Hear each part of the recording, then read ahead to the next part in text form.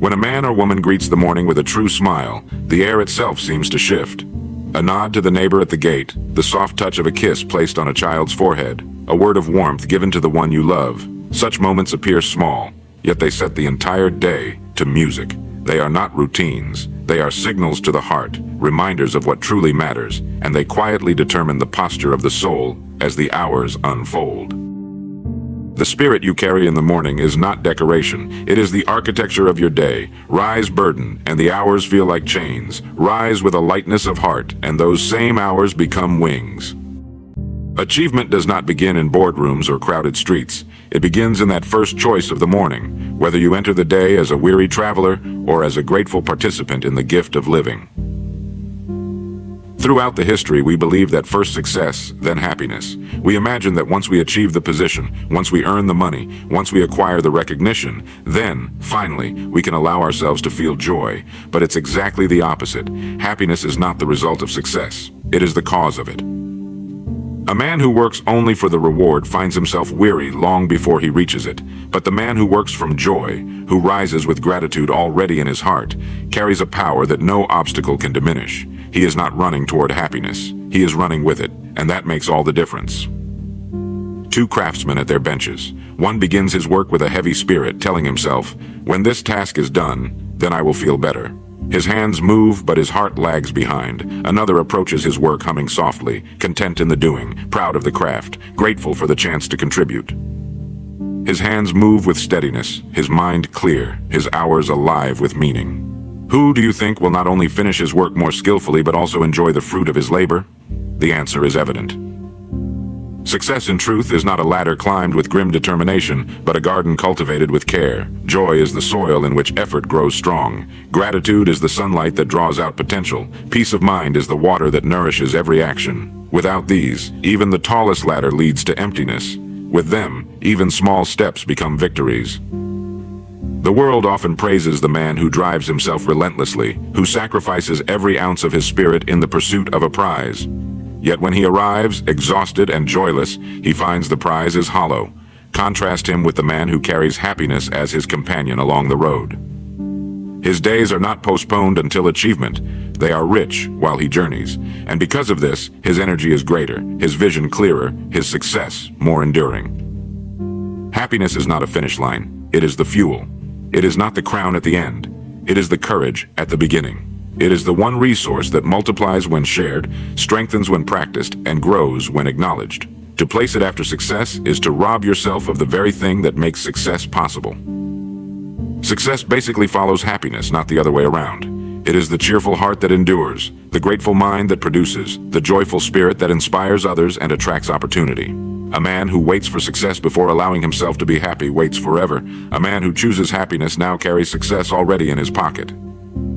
Happiness is not the reward of the journey. Happiness is the beginning of it, and only those who understand this truth discover that the road ahead is not a burden to be endured, but a song to be sung. One day, one choice, one smile at a time. The mindset shift that transforms joy into achievement. The way most men and women approach life is backward. They say, "When I succeed, then I will be happy."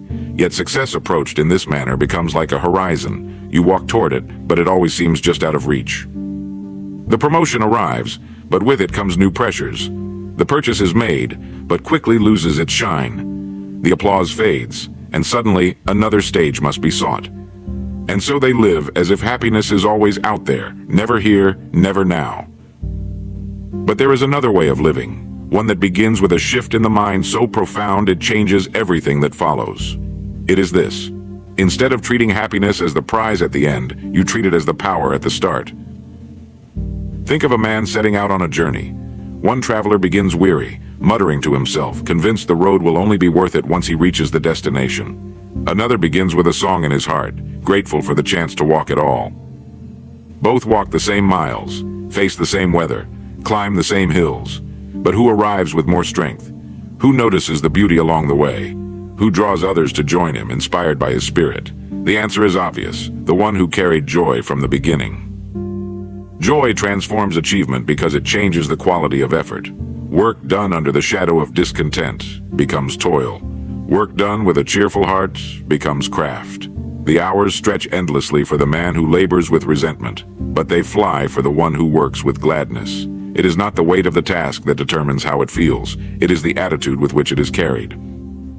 This is not sentimentality. It is practical truth. A positive, grateful state of mind sharpens attention, strengthens resilience, and multiplies creativity. When you are happy, you are not drained by bitterness or paralyzed by fear. Your energy is free to be directed fully into what you do. Success is no longer an escape from misery. It is the natural outcome of joy expressed through action. Look at the lives of those who built legacies that endure. You will find not only discipline and determination, but also a profound sense of joy in their work.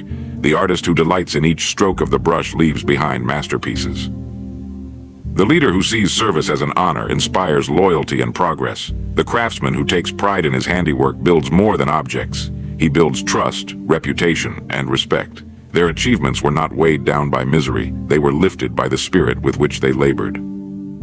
Stop chasing happiness at the end of the road. Carry it with you at the beginning. Say to yourself, I will not wait to be joyful. I will begin in joy and let success flow from it. Because in the end, joy does not follow achievement. Achievement follows joy. How gratitude and positivity fuel productivity. Gratitude is often spoken of as a virtue of the heart, but it is also one of the sharpest tools of the mind. A man who cultivates gratitude sees resources where others see lack. He sees opportunities where others see obstacles. He works not from a spirit of scarcity, but from a spirit of abundance. And because of this, his efforts multiply. Productivity is not merely a matter of time management, it is a matter of energy management. Two men may sit at the same desk for the same number of hours, yet one accomplishes twice as much. Why? Because his energy flows freely, undistracted by resentment, untouched by bitterness, unchained by complaint. Gratitude clears the channels of the mind. It turns the focus away from what is missing and centers it firmly on what can be done with what is present. Positivity functions in the same way. It is not blind optimism. It is disciplined attention. It is the decision to believe that effort counts, that problems have solutions, that today's work is a bridge to tomorrow's harvest. The man who approaches his day with positivity does not waste time arguing with reality. He accepts it, works with it, and improves upon it. His hours are not consumed by complaints. They are invested in solutions. The science of human energy is simple. What the mind dwells upon, the body follows. A man who fills his thoughts with resentment finds his strength diminished.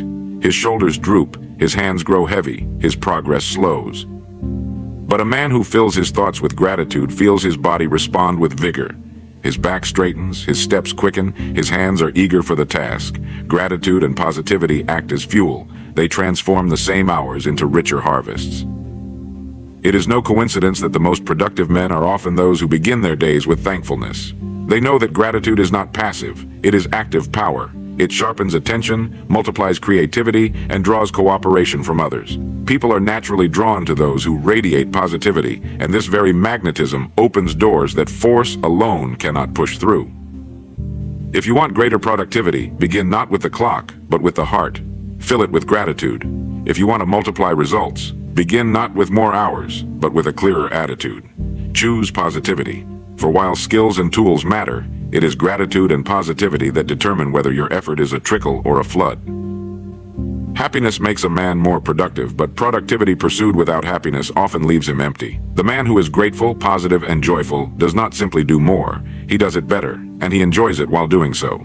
His success is not purchased at the cost of his spirit, it is built in harmony with it. Gratitude fuels, positivity directs, and together they make work not just effort, but achievement. The link between happiness, health, and long-term success. A man may possess wealth, recognition, even influence, but if he has lost his health, what has he truly gained? What good is the mansion if its owner cannot climb the stairs without pain? What good is the full calendar if the body groans under the weight of fatigue? Happiness and health are not side ornaments to success. They are the very foundation upon which it stands. Happiness is not only a state of mind, it is a medicine to the body. The man who carries joy in his heart carries strength in his step. His immune system is fortified, his energy replenished, his mind clear. Physicians and philosophers alike have long observed that cheerfulness does more to preserve youth and vigor than any tonic or treatment. A troubled mind, on the other hand, drains the body long before age has had its way.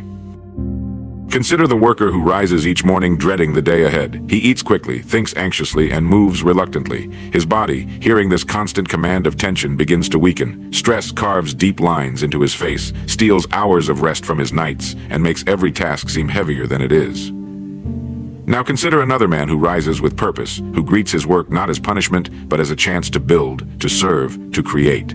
His body responds differently. His pulse steadies. His rest restores him. His effort feels lighter. The difference is not in the nature of the work, but in the spirit with which it is undertaken. Happiness, then, is not a luxury. It is a strategy. It is the invisible hand that protects the body and strengthens the will. Men who cultivate happiness, who find joy in small victories and gratitude in simple blessings, carry a shield against the wear and tear of life. And this shield allows them to persist longer, to endure trials with resilience, and to remain effective over years and decades. For success is not a sprint, it is a long-distance journey. And what sustains the traveler is not merely ambition, but health of body and spirit.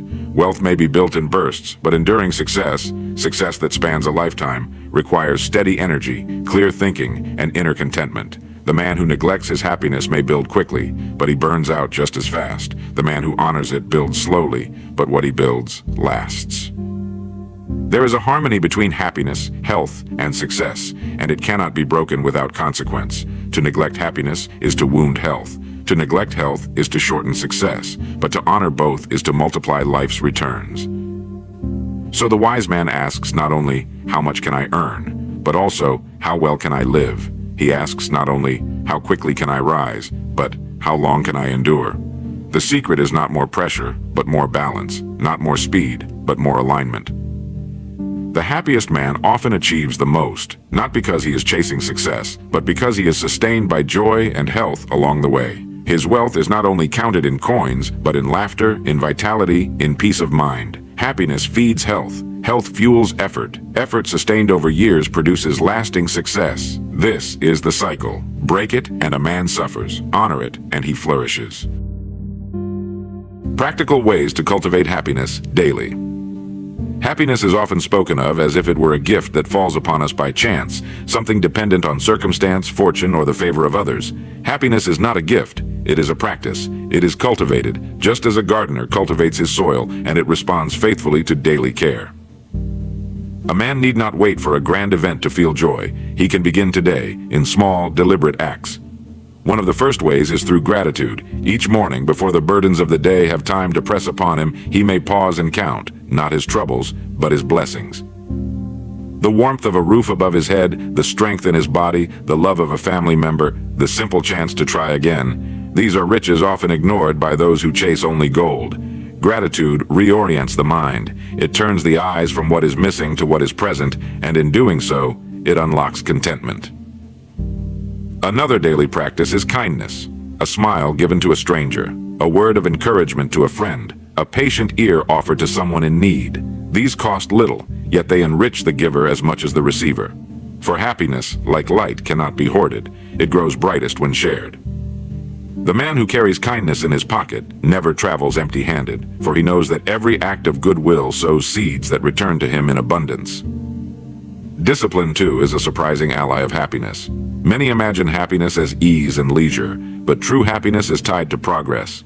When a man sets a worthy goal and moves toward it, even by a small step each day, he feels a sense of direction, a quiet satisfaction. An idle day may bring temporary pleasure, but a purposeful day brings lasting joy. Thus, keeping one's word to oneself, whether in health, in work, or in study, builds the kind of happiness that cannot be shaken.